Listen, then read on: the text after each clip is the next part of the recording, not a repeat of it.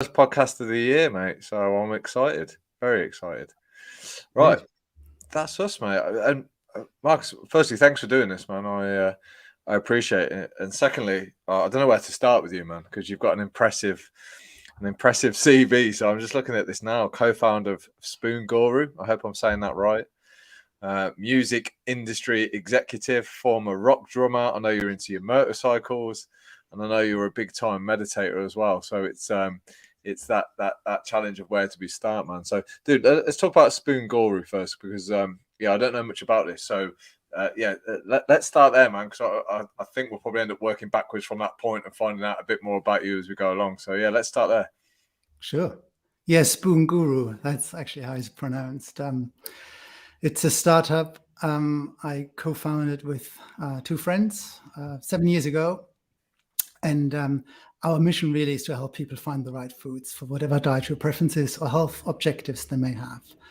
And what's the most interesting aspect about this is that none of the three founders are foodies and don't come from retail.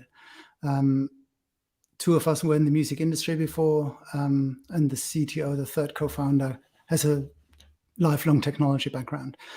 But we basically decided to set up this company because we became aware of this problem people have, when they have a specific dietary requirement. In this instance, it was my wife who has a number of allergies and intolerances. And I observed her once again in the supermarket, just trying to work out what's an E204, can I eat this, can't I eat this? And it was just such a nightmare for her to go shopping. And I thought, this is crazy in this day and age that it's still so difficult. Surely there's a lot of people out there that have a specific requirement for religious reasons, lifestyle reasons, health reasons. Why is it so difficult? And basically that's when we decided to set up the company to solve that specific problem. Well, that's what an entrepreneur does, mate. They see a problem and they go out there and create a solution. Very different to the background that you were just talking about in the music industry.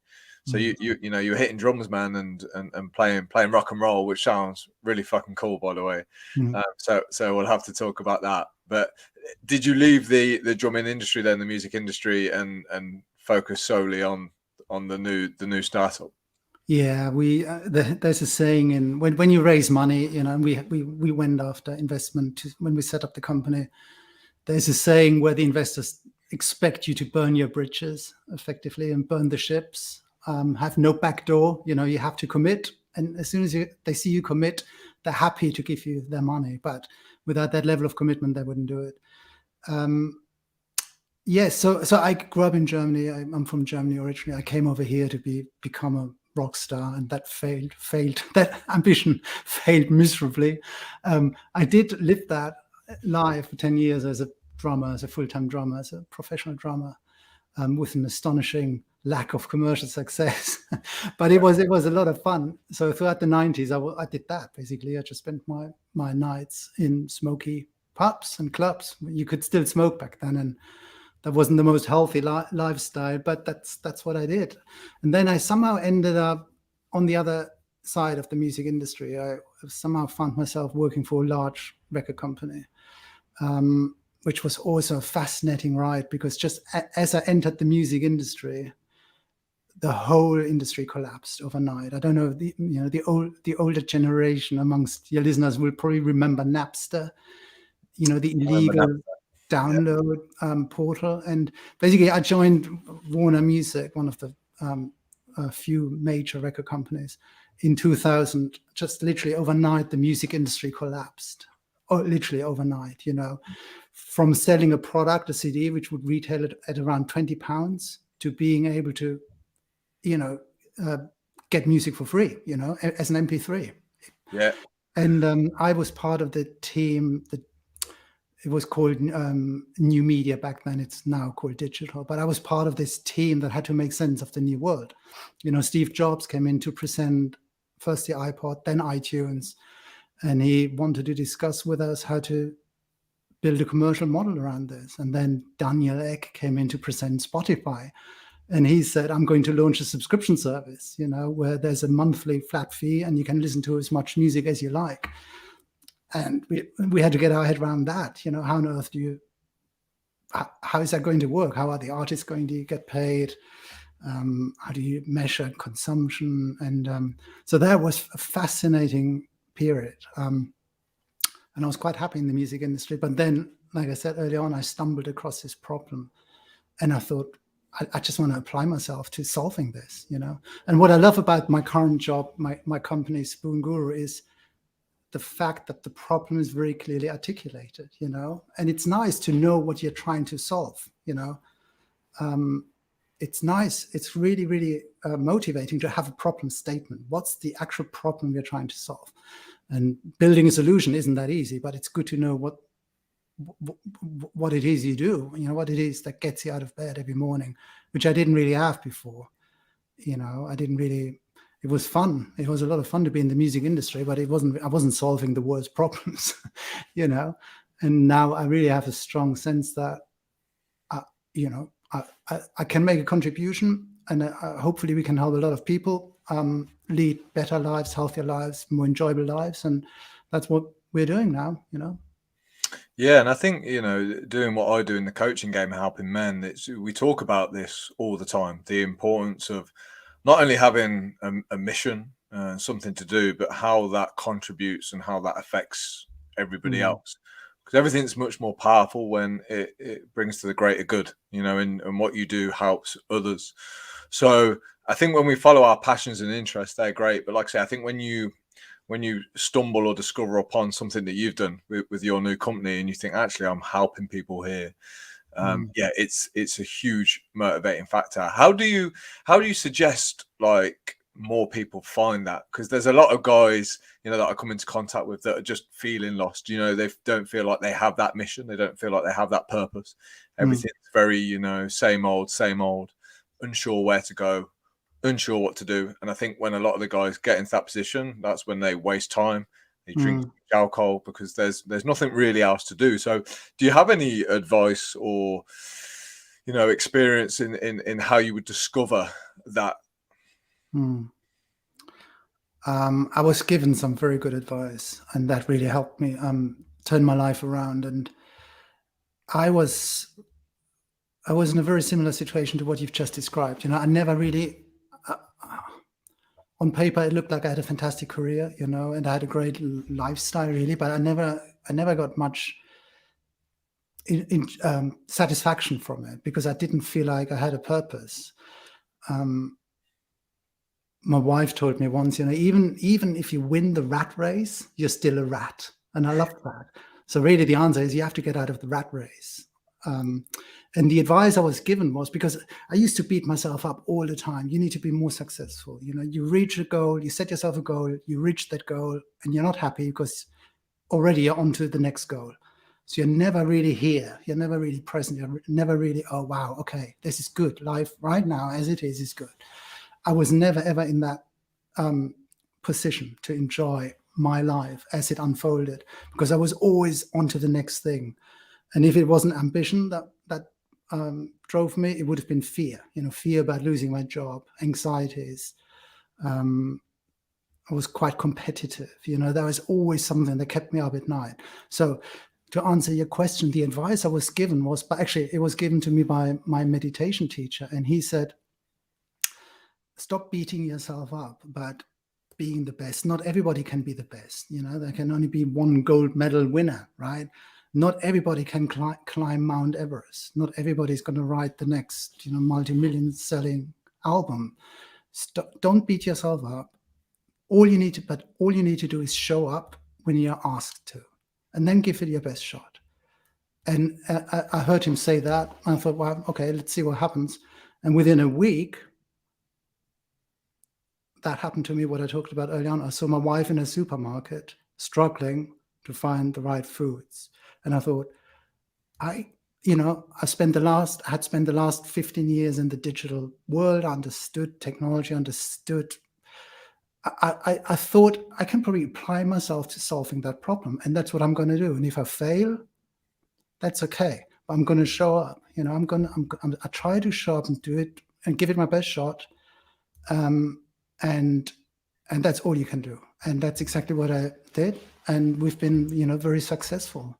and that it gave me purpose. But that piece of advice: don't beat yourself up about stuff you think you should be doing or you should achieve, but when called upon, show up. And if you go and see what happens when you do that for a couple of weeks, just keep your eyes open and see where you can be of use. Because everybody, all of us, every single person that is listening to this has a unique skill to give, But how often do we go through life with blinders on, And another thing he said to me, my meditation teacher, was, if you're really pissed off, really, really miserable and depressed, just go out and help somebody. Whether it's a beggar, you give a bit of money to, or you buy somebody, you buy the big issue, or you just find somebody you can help, and your depression disappears immediately. It's astonishing, because that's fundamentally what we want to be. We want to be useful as humans, but often we just ignore. We don't even see the opportunity because we're so caught up in our minds. Yeah, no, I agree totally. We do want to be useful. I think the difficulty is finding that balance between actively, trying to pursue a purpose, because, like you say, we want to feel useful, and part of that might even be, well, I want to be busy and I want to chase and look and discover my purpose, and I don't feel like I will find it sitting on my ass at home. So how much of this do you feel is firstly the stillness and opening your eyes, and secondly, do you think luck plays a role in purpose? For example, you were there in the supermarket and your wife happened to have this problem, and you were there, boom, ready for the solution. So some people may be listening to this thinking, well, that was lucky. Do you consider that at all, or do you just think, no, my eyes were just open and I took advantage of that opportunity that presented itself? Don't know. I guess you can interpret it in many different ways, but I think the one thing that did change was my attitude, had changed. And then all of a sudden I was seeing, in fact, it happens now all the time. You see opportunity where others see problems, right? It's this whole thing about the glass being half empty and half full, really. It depends. It's your choice how you look at this. It's still the same glass. It's the same amount of water, but it's a subtle change in your attitude and approach, how you want to look at that. You can go through your entire day being really pissed off. You'll always find a reason to be pissed off about, always, if you try. But at the same time, you will probably also find 5 things you could be really happy about and grateful for. So what do you choose? Do you want to choose to get really annoyed with the next person that speaks to you, or do you want to find one thing that amazes you by its sheer presence or by its sheer beauty? So I think that is what I can only answer your question from my perspective, but Sure. That is what changed. There was a subtle change in my attitude, and after that, I was less afraid. First of all, I mean, setting up a company is quite a risk. Leaving the 3 of us, we left well-paid jobs, right? Two out of 3 had kids to feed. We weren't spring chickens. Mm-hmm. We took a huge risk, but also we approached it with this attitude. It gave all of us purpose.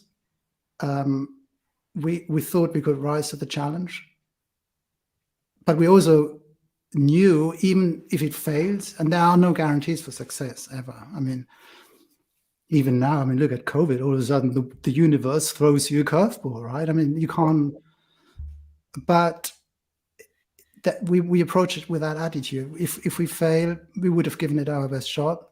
But if you don't show up, if you don't commit, it's probably not going to happen, or somebody else is probably going to do it, and he's going to be able to tell a great story. So that's what changed the attitude.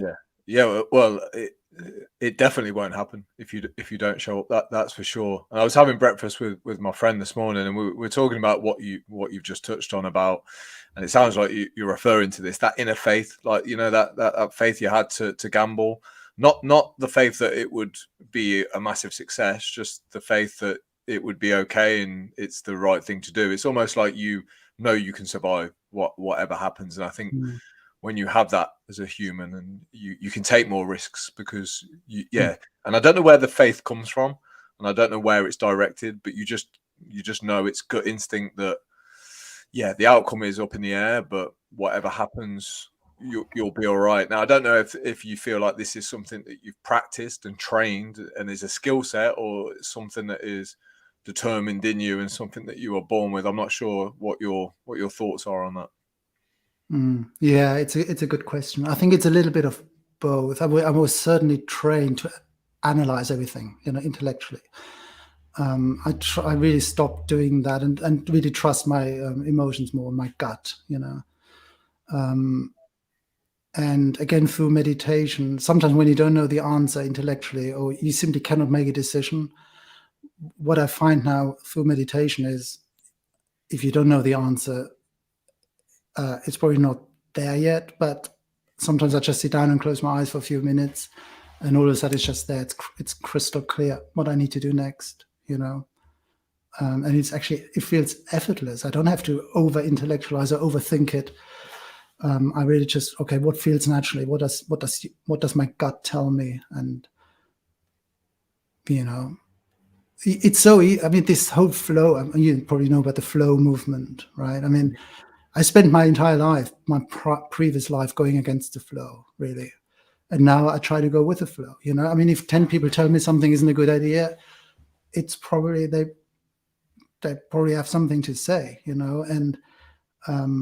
So I actually, if it starts to become really, really difficult, I actually take that as a sign that there's something wrong, and it probably doesn't want to happen. And even with us, setting up our company, from as soon as we committed, it felt like it wanted to happen. It felt like the universe was bending over backwards to support us. All of a sudden, investors showed up, and then clients showed up, and all of a sudden we had income, and we started to build up a great team, and and whenever we hit bumps or or roadblocks, there's probably it's probably a sign that you maybe reconsider, or or look at it from a slightly different angle.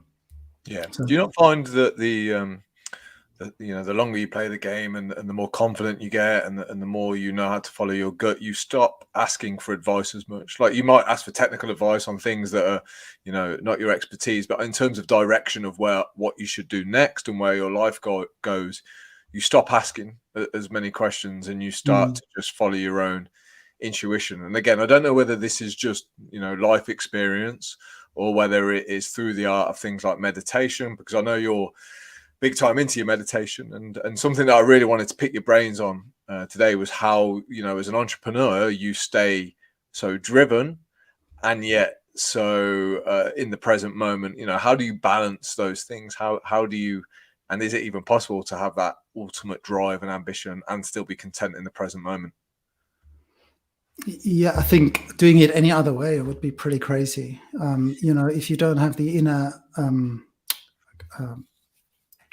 counterweight, to balance things out, the outer pressure against the ability to return to a state where you have peace, inner peace, and it needs to come from within. Even, on airplanes, when they say, look after yourself first in the emergency drill. Look after yourself first before you help anybody else.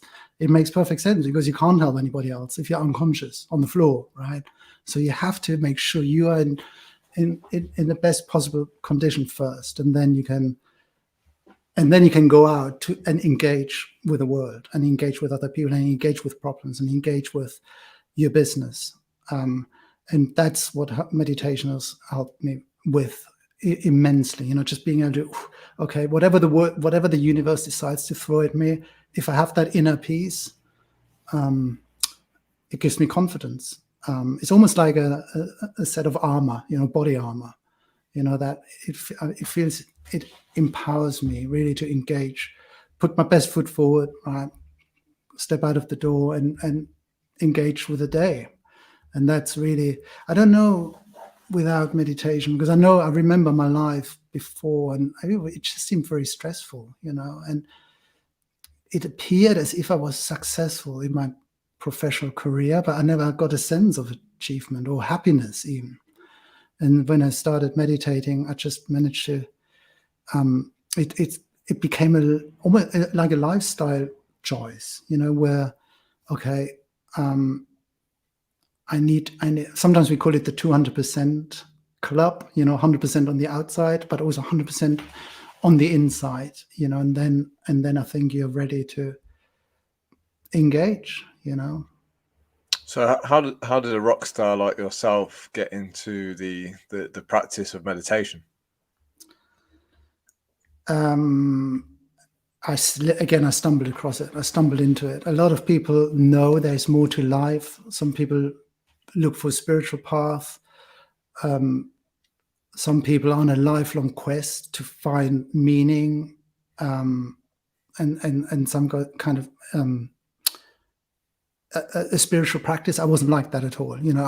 I thought I was quite happy in the way I was, but again, my wife started meditating, and then because her circle of friends grew and grew, and there were more and more people in our proximity who were meditating, all of a sudden I started to notice that they seemed to be just a little bit more content and less faced by life.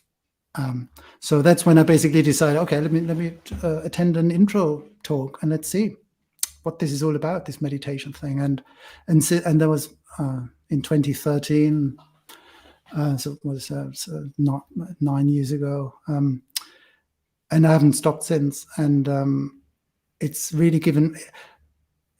Sometimes I call it's a bit like a life hack. It's just a tool really to help me, and I really recommend you find something that works for you. And different things work for different people. Some people do sports, some people do yoga, some people do breathing exercises, some people go rock climbing. But whatever it is that puts you in a meditative state, and by that really all we mean is a sense of now, a sense of being present right now, right here. Because if you're not able to have that experience of being alive right now, you are probably spending most of your time, if not all of your time, either going back into the past or forward into the future. And when you do that, you are not here. And right now is the only time you're alive, and a lot of people miss that. And I missed that. I probably spent 35 years of my life not being here, right? Present. And now I try to cultivate a practice that just allows me to every now and then, come back to being here, fully here, intellectually, emotionally, and spiritually. And then all of a sudden you realize your senses become so much more alert. All of a sudden you start noticing the smell of, the tree you're just walking past, or you hear the bird song, or, you see the cloud formation in the sky, and you start to appreciate stuff more. And when you appreciate stuff, it gives you pleasure and enjoyment. And when you're getting enjoyment, you're happy. And when you're happy, the world responds to that differently, right? If you're happy, I mean, everybody knows that, right? If you go out with a smile on your face, the world responds to you differently than when you go out shouting at everybody. And what meditation has taught me is it's not from the mind, you need. I really wanted to be able to have an experience of what I've just talked about, feeling present, feeling alive. And I found I couldn't get it just by reading books, reading about somebody else's fantastic experience. I really wanted to have that experience myself and truly experience it, rather than understanding it can exist.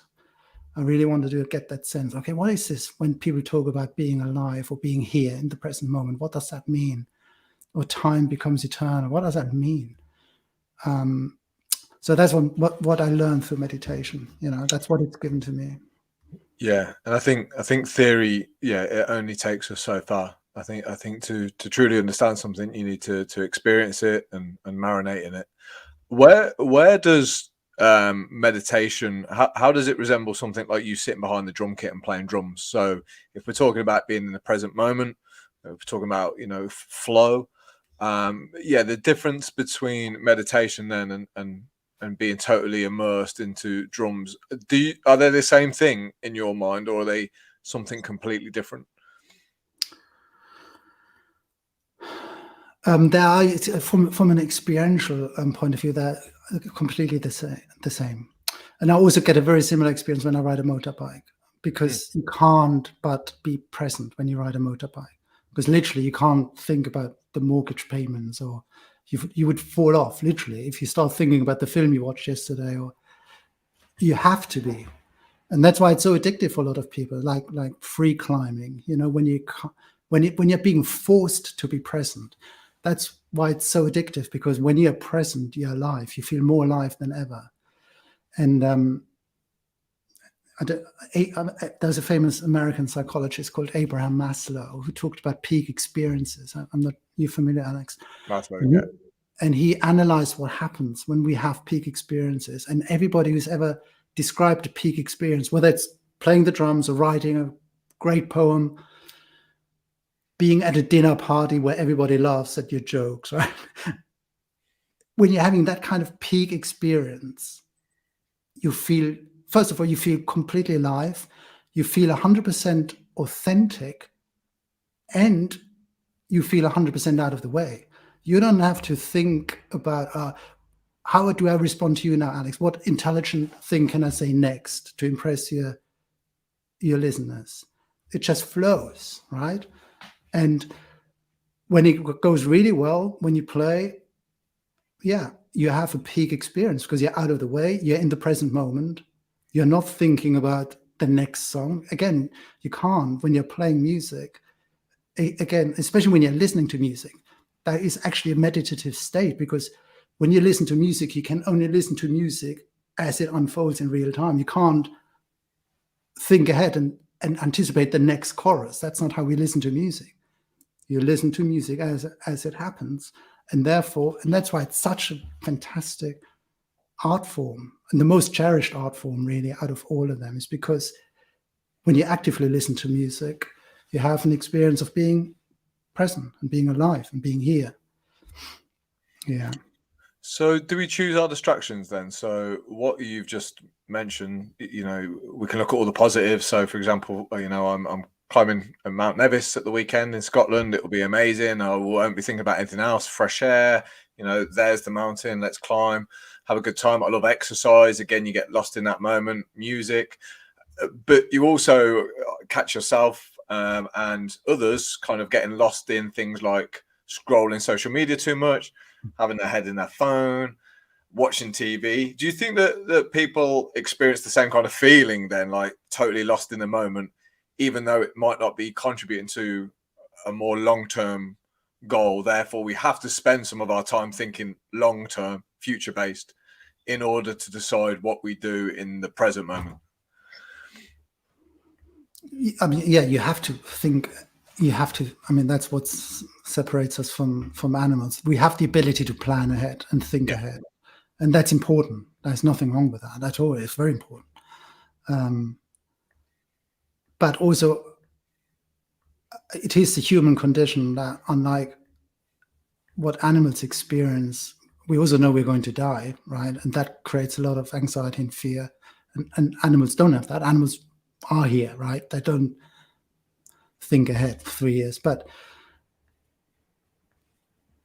the problem arises from if it gets out of balance, right? If you only think about the future, or only worry about what something may have said in the past, or something horrendous that may have happened in the past, we just deprive ourselves from that experience of being here, right, and being present. So somehow I feel for myself, I needed to get that balance right between being able to go into the future and plan ahead, but also finding ways to come back to this present moment. I think that's the biggest challenge, especially for driven men. You know, it's how much time do you spend goal setting, aiming for bigger things, better things, bigger challenges. And I think, you know, with the work that I've done with Arjuna, for example, And when I put them in front of the guys, they always ask, how do I stay driven and ambitious, yet, you know, manage to get this feeling that you're talking about? Because a lot of the guys will find that meditative state in their work. You know, they'll get lost in it. And this isn't to say it's right or wrong, but it's a very difficult practice to do, to be able to future plan, like you say, and still remain content and happy. Because a lot of guys think that they'll be happy when, you know, they'll be happy if. Yeah, big mistake, right? But as driven goal setting guys, this is often the path that I as well fall into, which I kind of know is not helpful. How as an entrepreneur, as somebody who's got big goals and, you know, clearly, you know, ambitious and driven, how do you balance this? How do you make sure that you've got the right balance? How do you check in with yourself? How do you discover what the right balance is, or is it all off gut? No, you can't be all of gut. I mean, when you run a business, it's different because you have certain specific targets you have to hit. You know, you have to. It's also it's a different responsibility, right? There's a certain you need to bring in a certain amount of money in order to keep the operation afloat. You want to grow as a business. You want to make sure, you know, the problems we set ourselves are also very ambitious. You know, we want to be ubiquitous. We want to be on every continent on the planet to make it easier for people to find the right foods for their needs. So it's a big, ambitious, big, gnarly goal. So we are ambitious. I think I guess the question is what. I think I approach it the other way around. We start from. I normally ask myself, I've asked myself, what is it I actually want from life?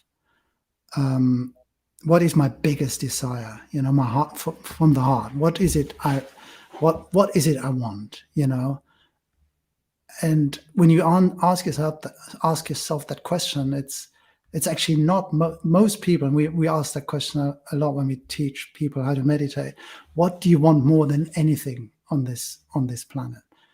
And nobody ever says, I want more money, you know, or more success, or I want to climb Mount Everest. When they really go inwards, and they all more or less end up saying the same. I want happiness, or I want peace, or I want contentment, or I want fulfillment, or, you know, I want to be.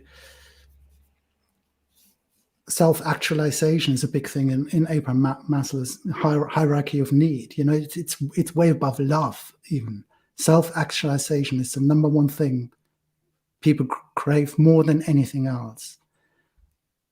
And how many people can truly say, I've reached my, I operate at my full potential, and I'm 100% content. And I think that's how I flipped it on its head. I really worked out what is it I want more than anything. And for me, it was peace of mind. And then I made that my priority. And then I worked out, okay, what do I need to do to get peace of mind?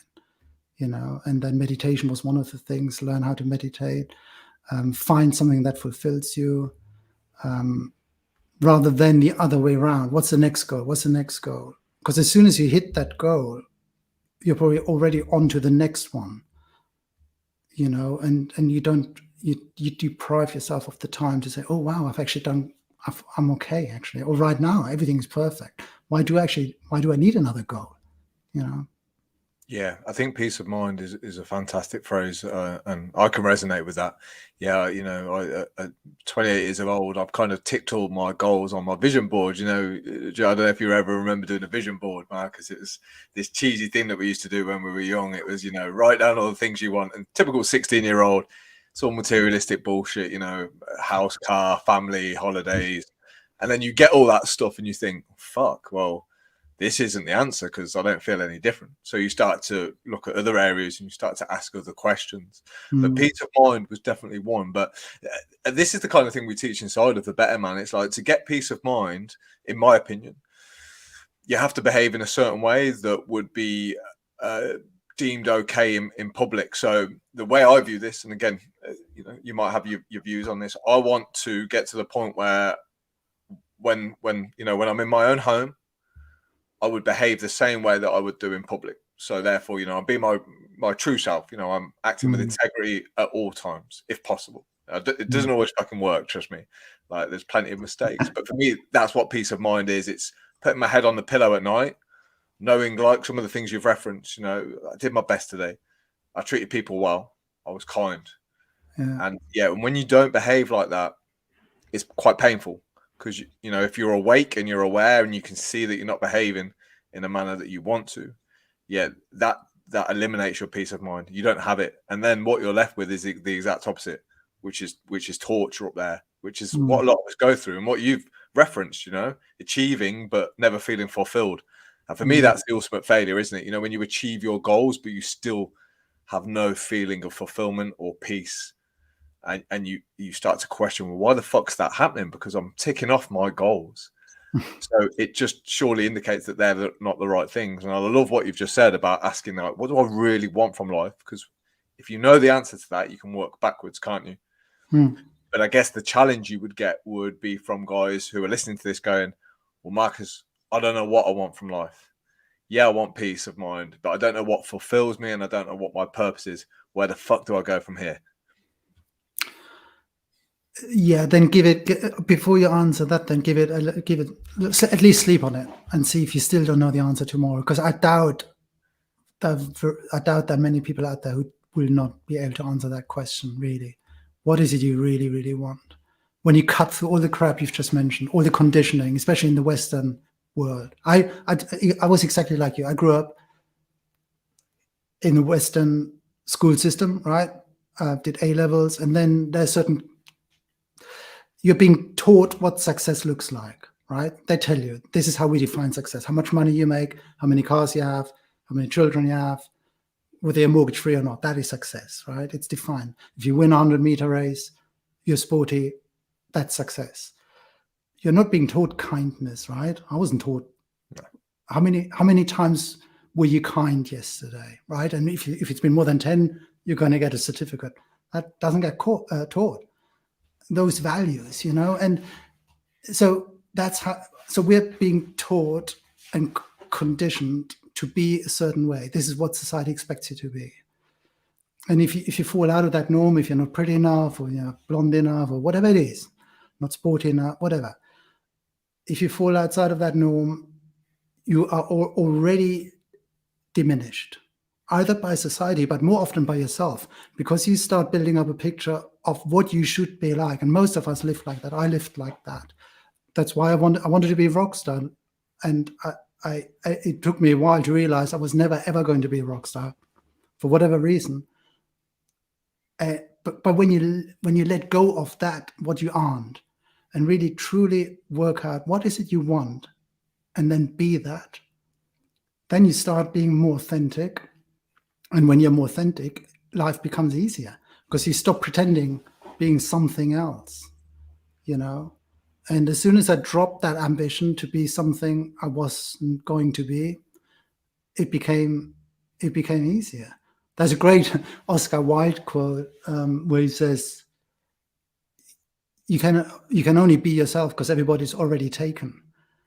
But how many people, I was one of them, go through life trying to be something which they aren't, and that is such a frustrating way to live your life. So to answer your question, if you don't have the answer immediately after thinking about it for a few minutes, sleep on it and see if you tomorrow morning whether you know what you really, really want.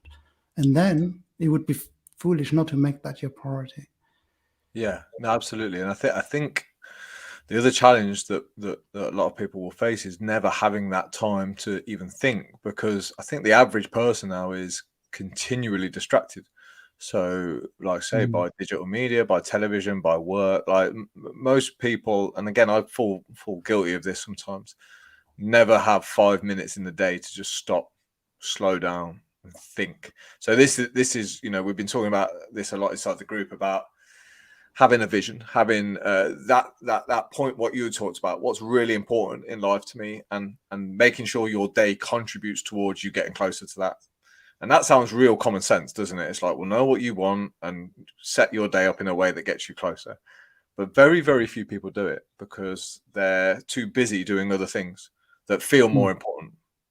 But clearly aren't, and it's a hard cycle to get out of, and it's a hard cycle to encourage others to get out of it. I think that's why, like, meditation's always been a big resistance for me, huge resistance. But there's too many people who have seen amazing benefits for me to challenge it anymore. Like, you know when you know there's something there, Marcus, but for whatever reason you resist doing it. Maybe because it's not action packed. You know, I like action. I'd rather go and smash some weights up in the gym or put on loud music. Yeah, it feels like it's not productive. And like you say, we're driven and taught to be productive and to be successful.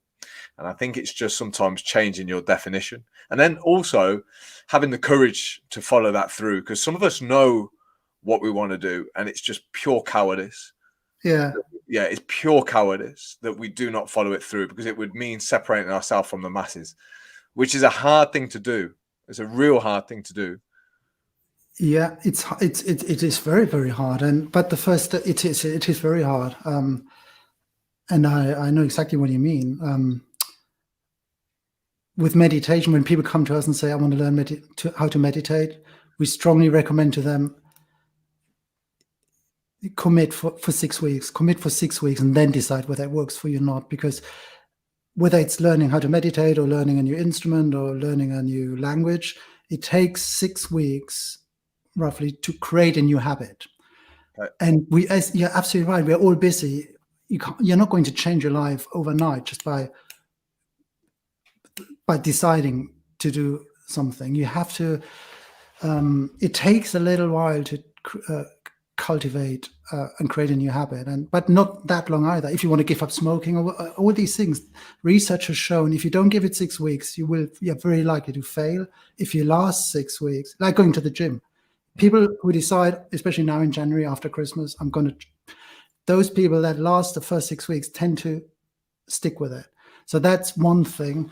The second thing about your point in meditation, I don't know if you saw the Michael Jordan documentary. Yeah, and he talked about, he realized if I'm present, actively present, my performance is better. So he started to cultivate a meditative practice. And I love when he said, why should I worry about screwing up the next ball when I haven't even done it yet? I love that. I love that analogy. How often do we think about fucking things up which haven't even happened yet? You know? Deal with it when it happens. Yeah, but sure. Don't let your anxieties spoil your current experience. But I think this is where the message gets a bit distorted and conflicted, because Michael Jordan is a good example, that documentary, but that guy is driven as fuck and not content whatsoever. I can't think of anyone less content, yet he's one of the greatest. This is what I mean. When you look at the people that we idolize, or maybe it's not that you idolize, but the majority idolize, they show the complete opposite of contentment. They're never happy with what they've got. They always drive for more. Yet we're saying that can make you unhappy, but that also makes them the greatest in their field. Like, you don't get to be a great without having that attitude. So how do you combat that then? If when someone throws that out to you and says, well, the greats are never content, they're always demanding more. Like, how do you get around that in terms of like a meditation obstacle or a meditation resistance? I don't know. I don't know who am I to judge whether he's content or not? I mean, I want to. My responsibility, first of all, is to me first. So I wanted to make sure I'm content first, and that's what I do, because it's worked for me. Meditation worked for me, and that's why I decided to become a meditation teacher, so I'm able to pass it on to others. I mean, but what I always say is, when people show up, especially when they want to know about meditation, they want an introduction to meditation, we always say, look, I mean, we're going to tell you how we approach meditation, but if this is not for you, don't give up. Continue the search, because clearly you're here for a reason. There's more, and you deserve. We all deserve to be content. I mean, life is so precious. It's why would you want to waste it? Why would you want to waste a second just not being as content as you can be? So people who show up, who want to learn meditate, normally come because they know there's more to life than what they're experiencing already. Yeah. There is more. There is more to it. Again, I keep going back to my wife, but the reason why she really was on a spiritual quest. She needed something because she had a near-death experience when she was young. She was training for the Olympics as a canoeist. Okay. And she nearly drowned. And in that moment, in that near-death experience she had, she was so happy and so content and so at peace. She realized, if that is what death is like, I don't have to be afraid of anything. But I want to have a similar experience of being so at peace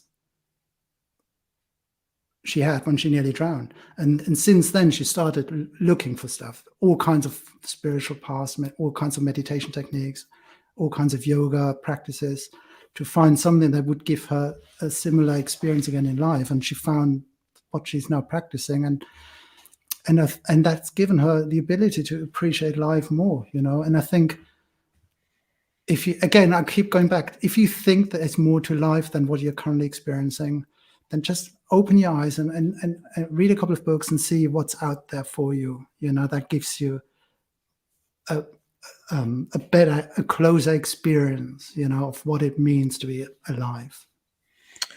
Yeah, everyone who I've spoke to on these podcasts who've had amazing transformations like yourself, and I've been through something fairly similar. The biggest driver is always necessity for me. Like, I think people change when they need to. I don't really see much change being created through anything else. So, like you say, you get to the stage of life where you've just had enough with that feeling, or a near-death experience, or a health scare, or so much pain that you just can't handle anymore. Therefore, you decide to change. And yeah, I always find that whether there's strategies to create that necessity, and maybe spending more time thinking about your impending death is one of them. I'm not sure, but creating necessity seems to be one of the biggest drivers. I just lost you for a second. I know. Sorry, he just froze up. I was just saying, like, the necessity, and whether you can create necessity perhaps through taking a bit of time to realize that you are not going to live forever, to create that necessity rather than wait for pain and anything else to make you change. So I don't know how you encourage that, but necessity for me is certainly the main driver to prompt people to take action.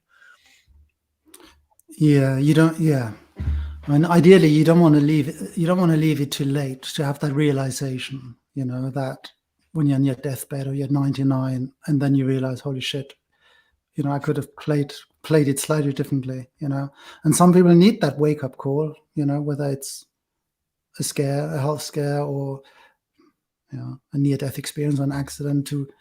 COVID has done a lot. We tend to dwell on the negative. It's done a lot of negatives. It's disrupted the world order, but I really think a lot of good is coming out of this as well. I, for one, I used to eat in front of my computer. I used to eat lunch completely unconsciously in front of the computer. And now, because we're working from home now, I make a deliberate effort to sit down with friends or with my wife and have an hour where we talk, and have lunch, have a proper lunch, go for a walk, do yoga in the morning, rather than just alarm clock goes off, you rush to work, you work 9 hours, eat, on the train, come back, have a pint, go to sleep, and then repeat, and then all of a sudden 5 years are gone.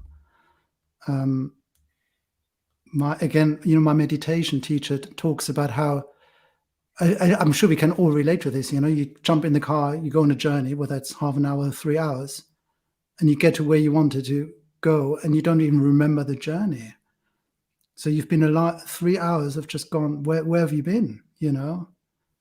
Where were you? And just being at any given time, being conscious that life is happening right now, even as we are talking. Just for 1 second, take one breath, and wow, this is great. This is happening right now, and this is great. I'm enjoying the conversation. Hopefully, everybody else is too. But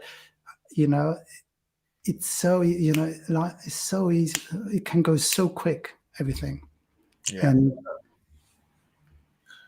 yeah.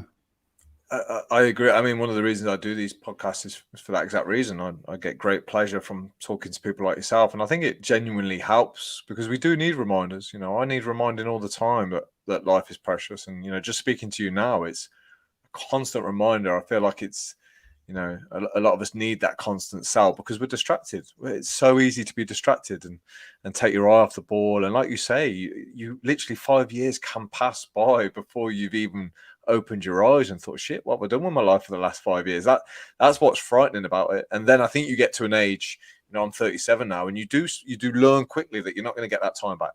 Like, that you're not going to be 28 ever again. It's like it hits you hard.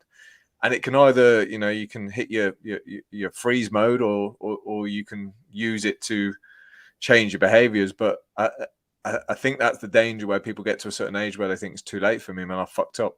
I've spent 40 years of my life not content, not doing the right things. Why bother changing now?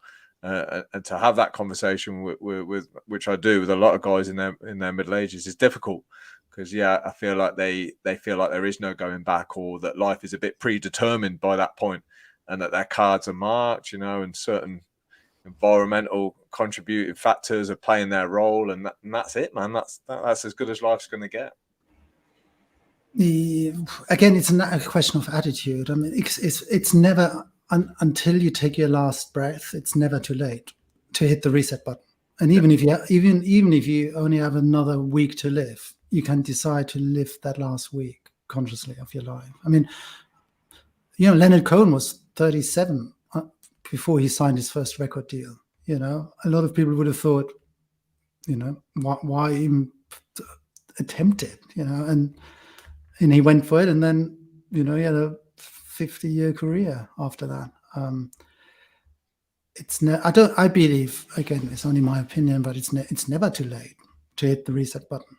But again, it comes back to what is it you really want, you really, really want out of life. And then just make that your priority, whether it's fulfillment or happiness or love or contentment, And I go back, mine was peace of mind, so I had to make sure I cut out all the stuff that stopped me or interfere with that desire. I just decided to make it a priority. It doesn't need to be more radical than that, but make it a priority to do the stuff, to focus on the stuff that gives you peace of mind, and then you start to cultivate a lifestyle around that automatically. Okay, so let's talk tactics a little bit then. So, you got to the stage, Markus, where you decided that, peace of mind was what you wanted. When you said you eliminated some things that were detrimental to that, what specifically are we talking about? What actually did you do to get to the position that you're in now?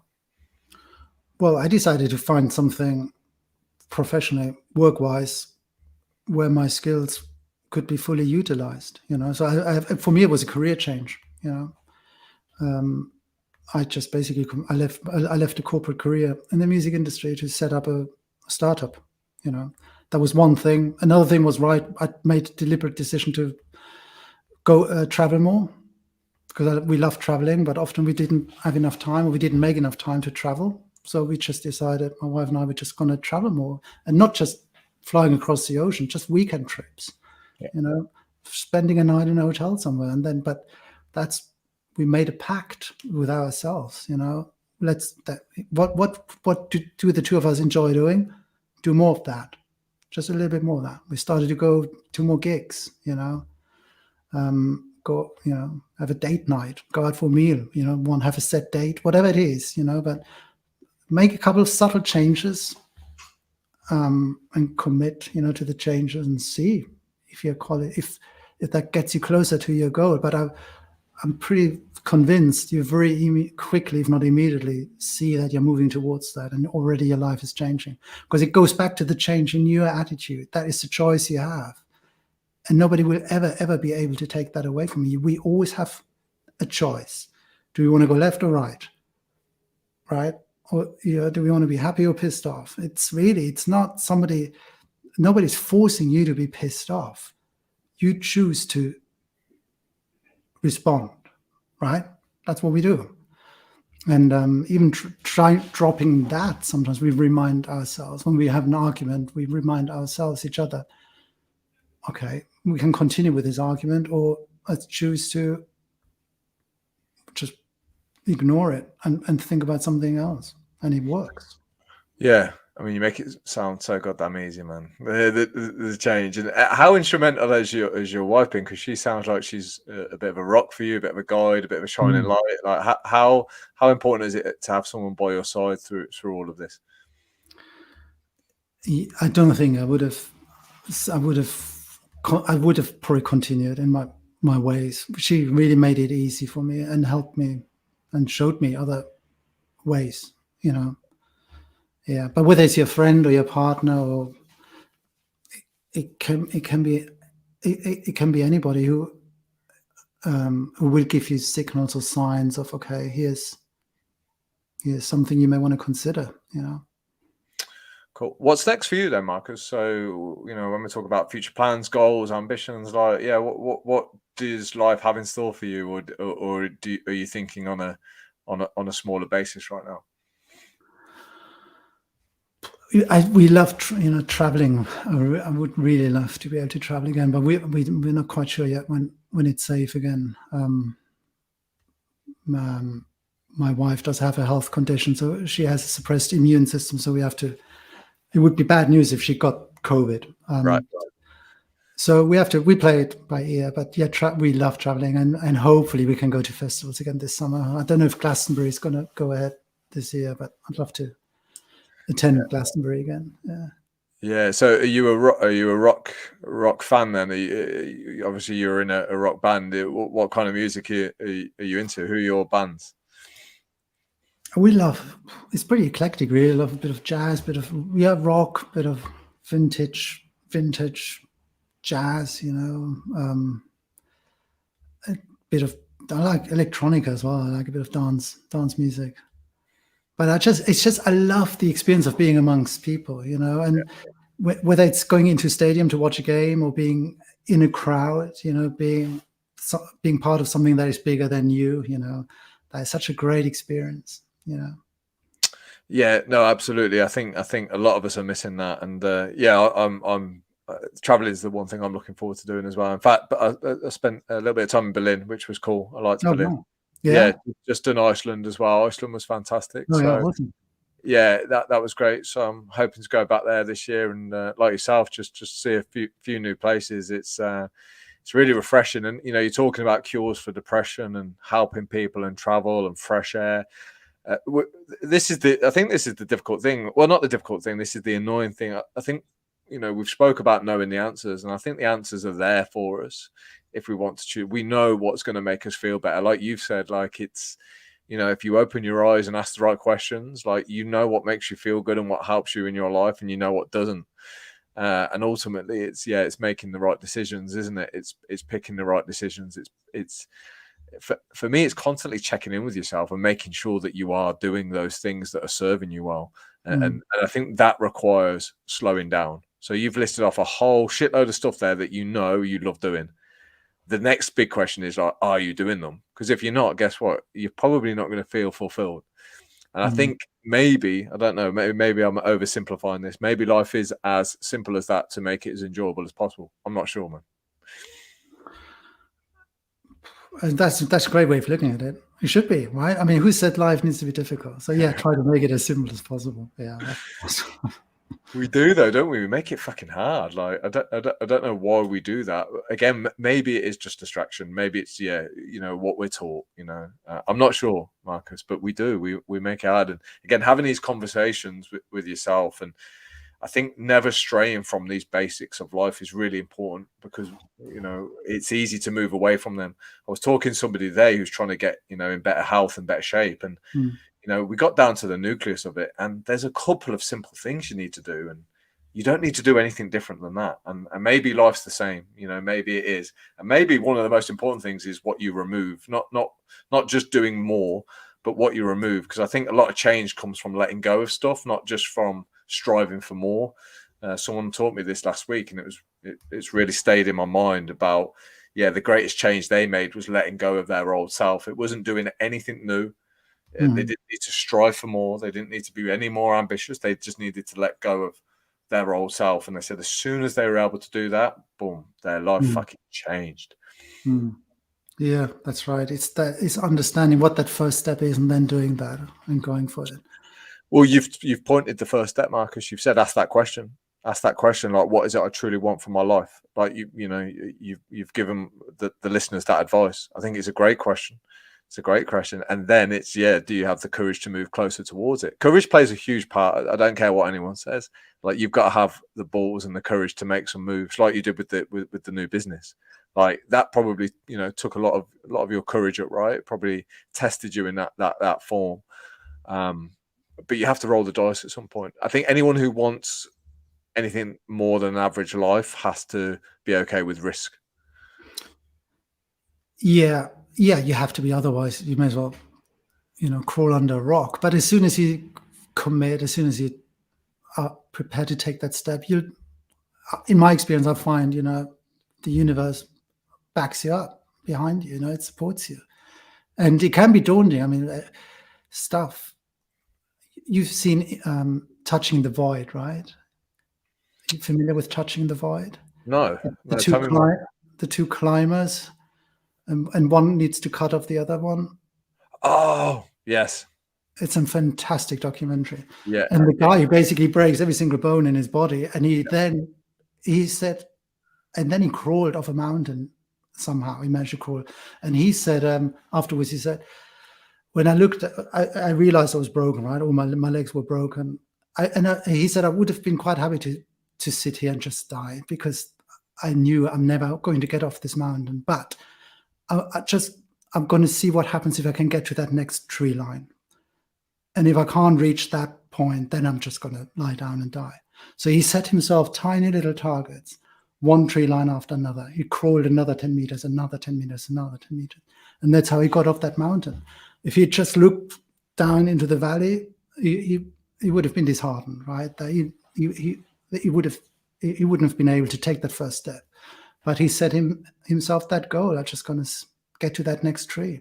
And Desmond Tutu, who's just died, sadly, he had a great line. How do you eat an elephant? It's one bite at a time. I love that. One bite at a time. So work out what you want to do, and then take the first step, and the rest, it will start to fall into place. That's what I hope for you anyway. That's my wish for this year. Cool. Well, Marcus, I think that's a beautiful sentence to end this on, man. I think you're a great guy, by the way. Very inspirational. I was very much looking forward to speaking to you because, like I say, you've got an impressive resume there, great life experience, and the way you've spoken about complicated and complex matters tonight is really refreshing. And I know I'm feeling good from speaking to you. I think, your message is brilliant, and I think more people need to hear it. So, thank you for coming on and sharing that. Thanks, Alex. Thanks for inviting me. Great talking to you. You're very welcome, and I'll be nagging you again to come back on at some point. Okay. Thank you very much, bro. Thank you. See ya.